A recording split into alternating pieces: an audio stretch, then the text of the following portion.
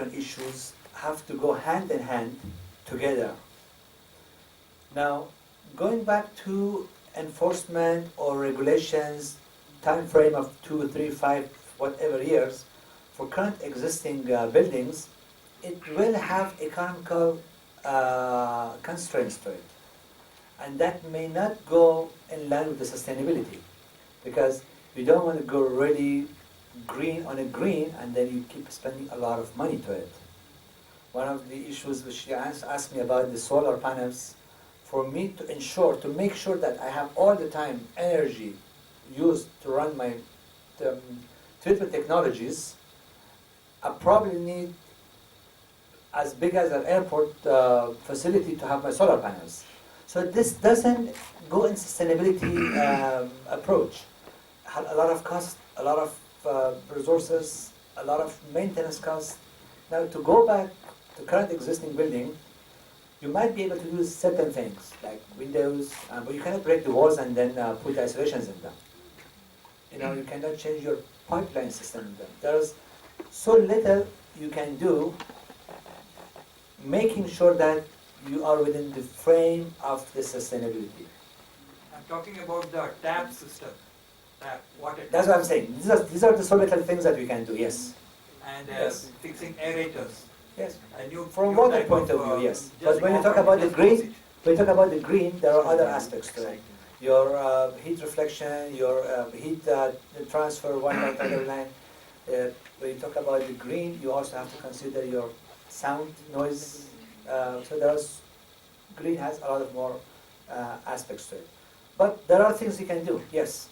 The water control comes back to you, okay? So, but what you're saying, I agree with it. Just to make sure that things to be in place, especially when you're on the government side, you cannot just enforce things for the sake of enforcement. You have to make sure it's practical, economically viable, it's sustainable. I have two questions. The first is, right now, is 100% of liquid wastewater reused as irrigation, or is some of it disposed of otherwise? Okay. And should I ask the second question now? Go on. When did wastewater start being used in irrigation systems? Because these green spaces weren't around 2-3 decades ago. So when did the system start of turning pollution into a solution? Yeah. I was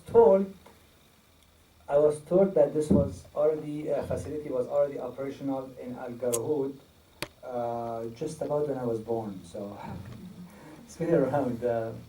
Apparently, there has been a facility in Al Garhoud next to Al Garhoud Bridge.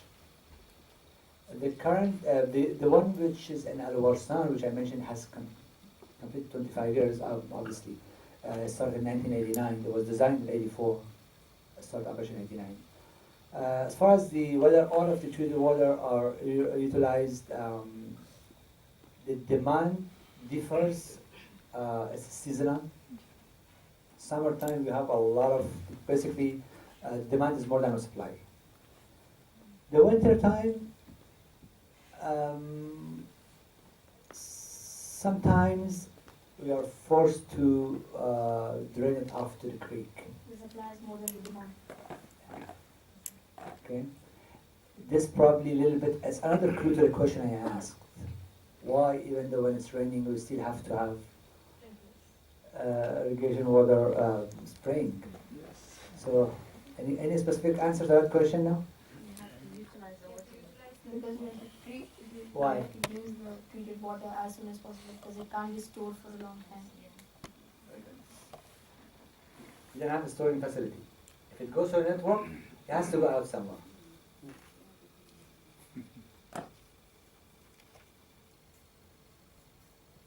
Okay. What about rainwater harvesting? What about Rainwater harvesting. rainwater?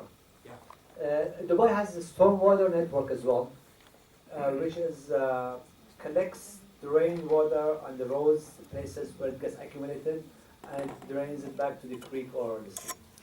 Well, instead of putting it back to the creek, why can't it be used for irrigation purpose?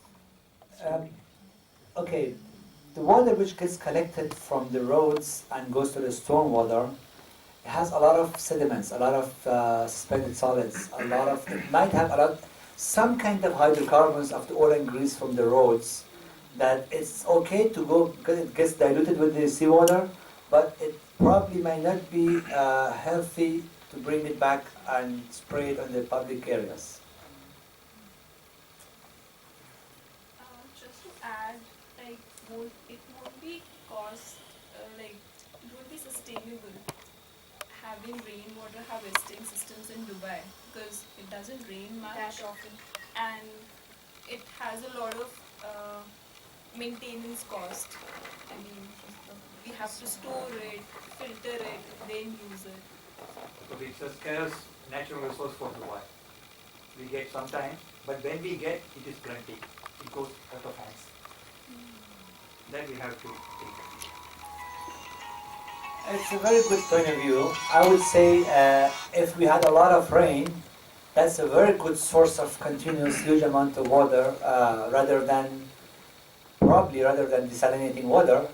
That rainwater could have been taken for, as treatment of potable water. But somehow we don't have enough. So. Sometimes we may have to think out of the box.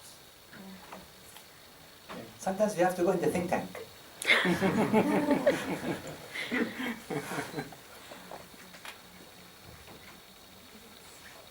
Well, as long as I'm allowed, I'll be here. So, Thank you. It was a very. okay. So thank you so much. If at any time you think you may need to contact me, I can give you my business card. And for any educational issues, if you need any help, you always do that. Any information, we'll not do your projects for you, but we'll help you. We'll give you direction. All right. Thank you so much.